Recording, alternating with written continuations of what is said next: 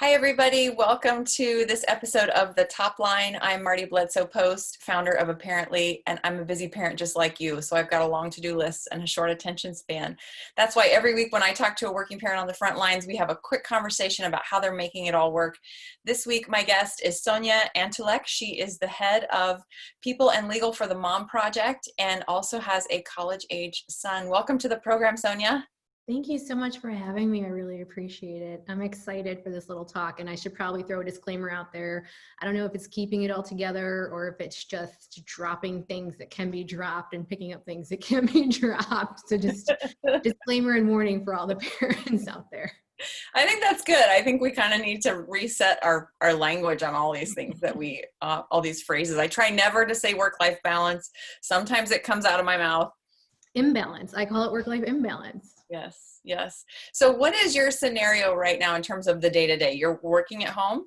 I am working from home, yes. I've learned to really love it. It's the first time where you're not able to run around to try to get it all done, right? To go from work to a networking event to an after school activity or to a school activity, and you're not feeling like you've got to make that whole calendar fit. But it comes with its own challenges, just like everyone is finding out. And my son is off at a college campus. He's 19, so we don't have the whole like virtual in-home remote learning, but we did second semester of last year, and it was a challenge. And your mom, and they're used to you being the one that can do it all and that does it all. So even though he's a young man, you know, there was just a lot of time spent giving him attention. And of course I want to, and I definitely did it happily, but it was hard even for a 19-year-old. So I can't imagine what anyone with younger children is really challenged by, or multiple children is really challenged by. Mm-hmm. But I think we're all going and learning through the challenging times too, and hopefully helping each other out. I'm kind of glad to hear you say that even at 19, you know, they need attention and they have expectations of mom, because it makes me feel a little better. I know that last year when he was on campus, you know, he was eating and he wasn't starving, and he was doing his own laundry, or somehow his laundry was getting done. But, you know, coming home was a little different. He was still like, what are we eating for lunch? And I was like, oh, what do we eat for lunch on campus? Right. You know, and they just still, like, they come home and mom's here, so mom's going to do everything. And so it was really interesting in that whole dynamic, but also learning how he did grow and what he did do by himself. And turns out he's really good at making dishes with eggs, and anytime he whipped up eggs, he also made me some. So there was some little bit of change and a little bit of a regression, I would say. And no matter what, I think I still just really appreciated the extra time with him. It was the first time in our lives that we weren't out between school and soccer and lacrosse and church, and we were just home. Even though I was full-time working and he was full-time learning, we were just at home. And so there was much more time where we were device free and we were distraction free and we were together. And it was probably what took our relationship to a very different level, where now he feels like he can share everything and anything with me. And don't know how I always feel about that, but we definitely grew closer because of it. I think it's because of the age and the phase he's in his life. Yeah. How has he impacted your career overall? I could not fail. You know, I did not have the luxury of even for 1 second thinking this isn't going to work out, or what am I going to do if this doesn't work out? And so much so in the sense that I've actually always had like multiple jobs where I've either been teaching in the evenings or coaching some type of academic activity in the evenings, and keeping it all together to provide and support for him. And I never had the luxury of being someone who didn't have a good professional reputation, and who wasn't known as a go-getter, and who wasn't known as a go-to person. Because if I failed, I mean, that had a huge impact on him and our ability to pay rent or groceries, you know, like that. He's got to eat, literally. He's got tuition. He's always had tuition. So I think he was the best motivation I could have ever had. And it was really, really easy. I didn't feel torn to sometimes go to the after work happy hours, because I had to come home, and I wanted to come home, and I wanted to help with homework. And it was really easier for me than for other young professionals to just be that priority driven, and be that family centric. But it was in a time before we were family driven as a culture and as a society, and priority driven. And I think there were a lot of things I wasn't invited to during working hours or meetings or strategy sessions that I wasn't invited to, or leadership positions that I wasn't necessarily invited to because I wasn't always in those social settings and those after work settings. But more than anything, I think he's what keeps me motivated and keeps me going, because I'm very aware that I'm setting an example for him. Mm-hmm. Mm-hmm. What conditions do you need in your life to be your most creative? And do you have those right now? Space, right? Because thinking about creativity, you need space, you need time, you need openness, kind of like a blank canvas and a blank space. And I think it's really interesting that recently my boss, our CEO, Allison Robinson, said to me, "I'm going to give you the space." And I said, "Oh, I really appreciate that." And it didn't really click for me that does help improve your creativity and your problem solving ability when you have time and space to think things through like that, as opposed to just checking things off your list. Mm-hmm. And for me, it is like space and time, and some of that free time, kind of going back to, as I called it, like a blank canvas. Yeah. Yeah.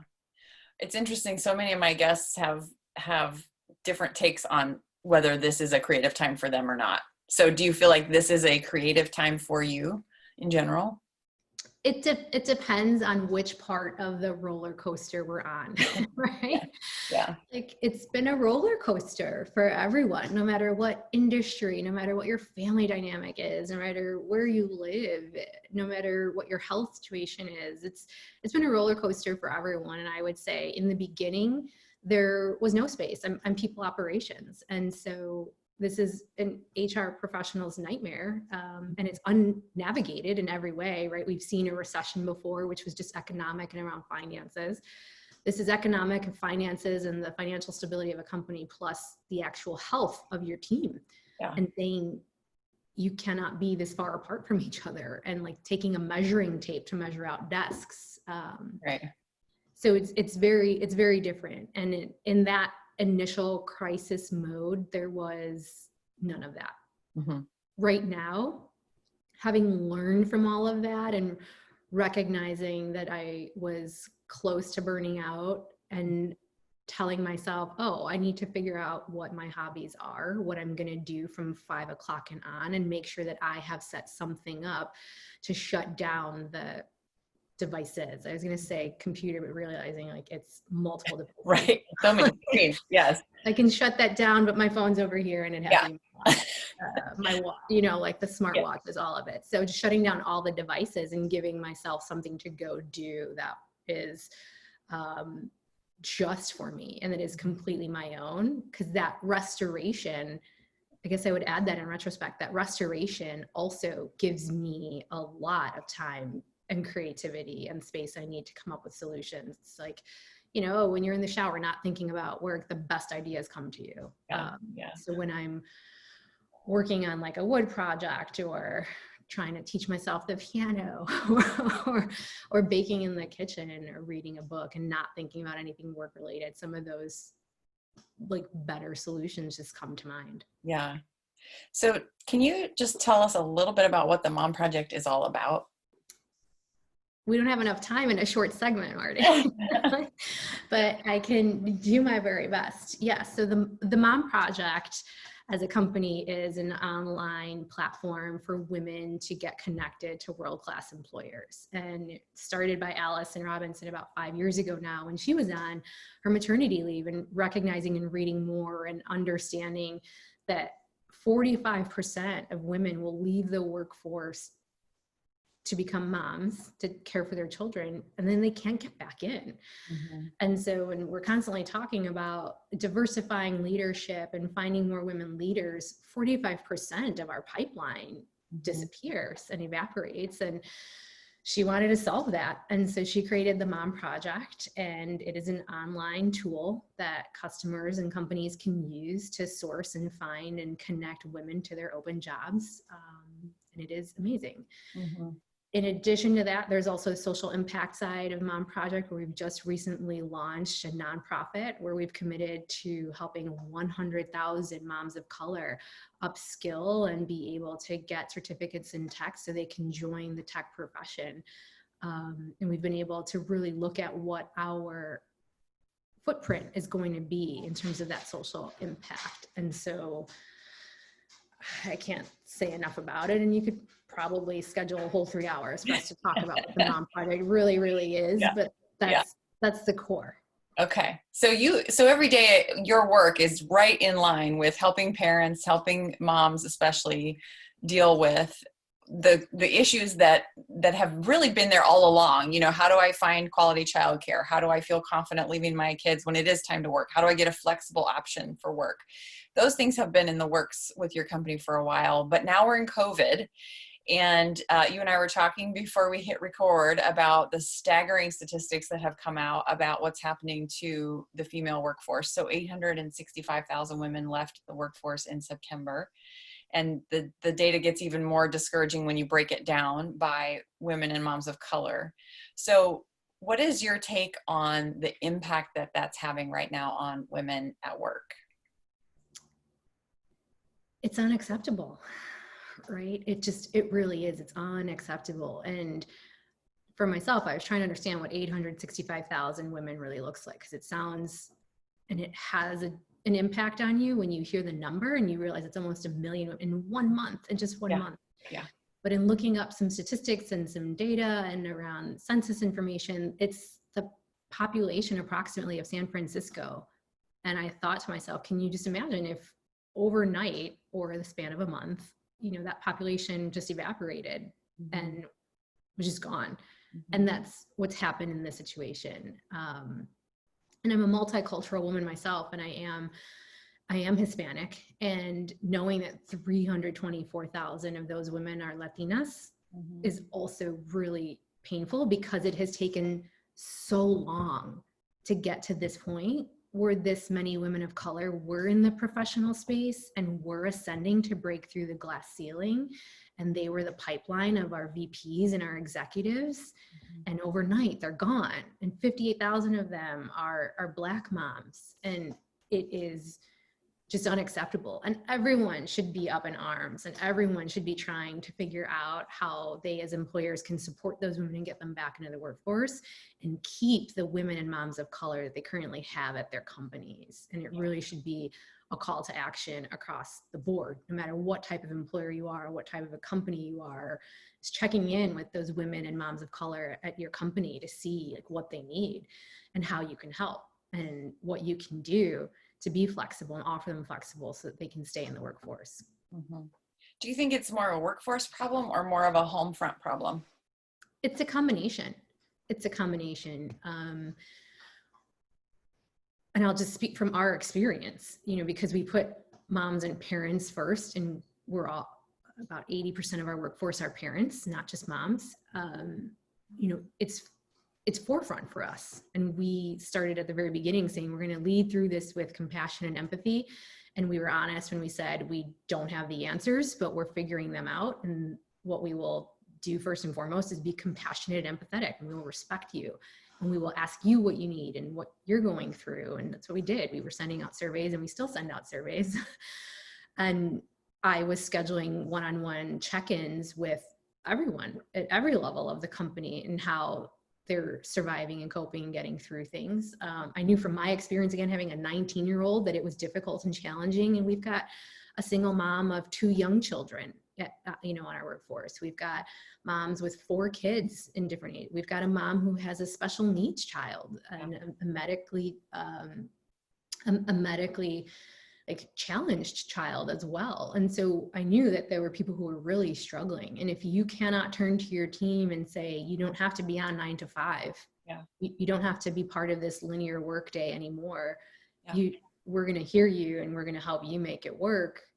That's a workforce problem. That is an employer problem, just as much as at home trying to balance the playroom that's now your shared workspace, that's now your like laundry room and catch-all room, and that's your boardroom. And we all joke about what we have on that side of the camera over there, and that I've got slippers on that I haven't worn a full outfit or heels in a long time, and we don't show what's on the other side of the house. It's multifaceted, and employers cannot say, well, this is just hard for them at home. That's not true. Yeah. What's a tip that you would give working parents right now who are at home with kids and trying to do all the things? You've got to be gracious and kind to yourself and forgiving to yourself. Parenting is so hard in and of itself. Parenting is just so hard, right? And I joke when I hear young parents or expecting parents say, I'm just not ready, that I'm 19 years in and I'm not ready. I'm not ready. And he's 19. He's a man off to college. I'm not ready for this. Yeah. Parenting is so hard in and of itself, right? And so now it's parenting while working, and it's 24/7, 365, literally. You do not get to shut off. You do not get to turn off any moment. You're working either as a parent or a partner or a spouse or a employee or as a VP, and you're never off. Never off. So you've got to be gracious. You're going to mess up and you're going to make mistakes, and that's fine. That's great. Learn from it. And let your children learn from it, and let your children see you be vulnerable. Just like we're now talking about vulnerability in the workspace too, as leaders. Let your children see your vulnerability. Let your children know you don't have all the answers. Just like we're saying to our team, we don't have all the answers. Yeah. We just don't. We're really all in this together. So I would just say, as a parent right now, you've got to be kind to yourself. You've got to be forgiving, and you've got to be gracious. It's hard to say find time for yourself, right? That's the answer everyone wants to give you, but like, am I going to wake up at 4:30 in the morning to get time to myself because my toddler's up at 5, or because my dog is up at 5 and insists that it's time to go, or because my spouse is up that early? That's hard. That's hard, right? Like sometimes the only time you get is when you're in the bathroom and you can lock the door, and even there's going to be a knock, and if you forget to lock it, someone's going to get through there. Someone's going to penetrate that space. And you just hope they don't have their Zoom meeting on with their teacher, right? And you're like, Yes, absolutely. And we can't go out, right? We can't be out and about and socializing now either. So it's hard to say find time for yourself. But I think, we've kind of got to throw all that old parenting advice out the window and just be gracious. And like own it. You're going to spaz out. You're going to break down. Fall into that 100% so you can give into that, and you can get through that too, and hopefully come out of it better. Be gracious, be kind, be forgiving. Mm-hmm. If you were to design a t-shirt for working parents right now, what would the t-shirt say? Not for the faint of heart. I like that. Only the strong survive. Right. No, I could probably come up with some cheesy, funny ones all day. I think it would just kind of be like never ready, but never better, right? It is parenting. And even though I'm still not ready for it, it's still like one of the best things ever is being a parent. As hard as it is, as much as it makes you cry and turns you to that big bottle of wine, it also fills you like nothing else in the world, right? When you do get through those hard times with your kids, and when they do stop crying, and when they are asleep at night, and when you can see that they're off to college, there's nothing else like it. So I think of all the funny slogans I could probably apply here, I would stick with never ready, never better. Mm-hmm. Well, I would wear that one. Thank you for that. Is there anything I didn't ask you that you think I should make sure I talk about with my next guest?